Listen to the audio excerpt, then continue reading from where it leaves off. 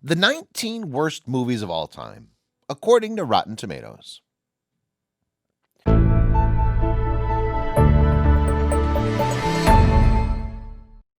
It takes a special kind of terrible film to score 0% on movie reviews website Rotten Tomatoes' legendary tomato meter. We're not talking about the so bad it's good kind of flicks here either. These are the so bad it hurts kind of movies. Don't believe us? Well, even 2019 punching bag Cats managed to claw a sad 20% score. And the stinkers on this list include clangers from Bruce Willis, Jim Carrey, and three from John Travolta, have each been awarded a big fat 0 after getting no fewer than 20 reviews. So fasten your seatbelts, kids. It's going to be a bumpy ride. Number 19, Stolen, 2009. Star John Hamm told website NJ.com in 2010 that he thought Stolen was an interesting switcheroo after Mad Men. But we wonder if he felt the same way after seeing the finished product, especially as the New York Times newspaper compared the murder mystery flick unfavorably to average episodes of plotting TV spin-off Law & Order SVU. The terrible reviews could also be why director Anders Anderson hasn't stepped behind the camera since. Number 18, Constellation, 2005. Writer-director Jordan Walker Perlman can count Gene Wilder as his uncle, and his Constellation boasts a pretty impressive cast. Yep, that's Gabrielle Union, Zoe Saldana, and Lando Calrissian, Billy D. Williams, you can see on the poster. Yet all this means nothing when the final drama is deemed to be a TV movie-style sobfest.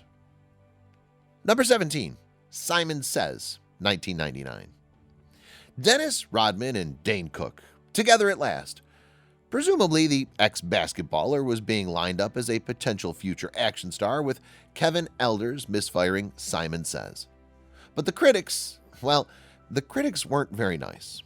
Let's put it that way. Magazine Entertainment Weekly called the action comedy a shoddy mess and bargain basement, and the picture took less than $300,000 at the box office.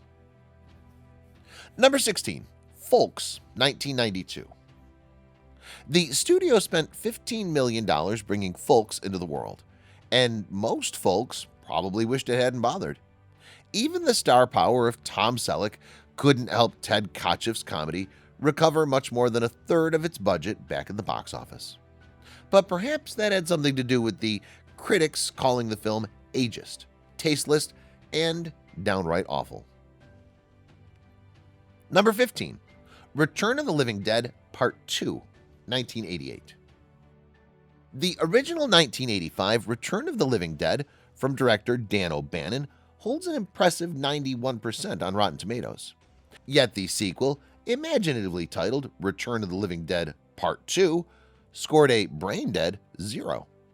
So what happened in between the two Zomcom flicks? It seems writer-director Ken Weidenhorn forgot to reanimate the fun and creativity of the first one. Number 14, Police Academy 4 Citizens on Patrol, 1987. Steve Guttenberg made his last appearance in the Police Academy series with this entry, subtitled Citizens on Patrol. Incredibly, though, the comedy entered the box office charts at number 1 with a laudable $8.5 million on its opening weekend. Considering critics pretty much hated Jim Drake's flick and let their readers know about it, that's not bad going at all.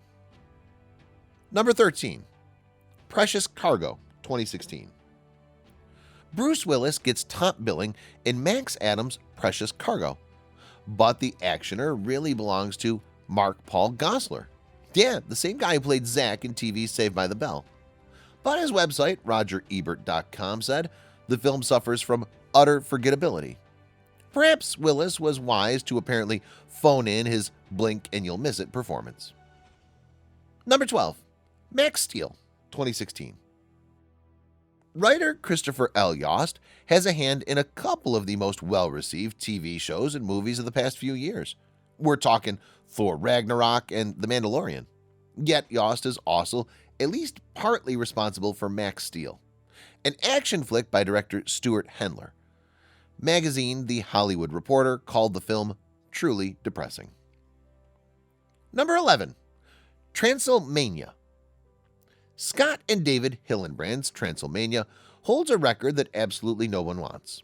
The vampire comedy enjoyed the lowest earning release weekend of any movie ever, showing on more than 1,000 screens. What were the pre-screen average box office receipts, you ask? Roughly $262. As a character in this spoof might say, that really sucks. Sorry. Number 10. Merci Docteur, 2002. Andrew Litvak apparently worked on 2018 sci-fi High Life starring Robert Pattinson. That film was critically adored, rocketing to an enviable 82% certified fresh Rotten Tomatoes rating. Yet, when Litvak had his solo stint in the director's chair for Merchant Ivory's Merci Docteur, the New York Post newspaper called the resulting comedy brainless and pointless. Yikes. Number 9. A Low Down Dirty Shame. Jada Pinkett Smith had to audition no fewer than 3 times to get her part in A Low Down Dirty Shame. And even before that, she was begging the movie's director, writer, star, Keenen Ivory Wayans, for a job on his show. But considering that the action comedy scores a resounding 0 with critics, we have to say that it's a low down dirty shame that all her efforts seemingly went to waste. Number 8. Killing Me Softly, 2002. Director Cage Chen won a BAFTA for his 1993 movie Farewell My Concubine, and Variety magazine has even labeled him one of China's greatest filmmakers.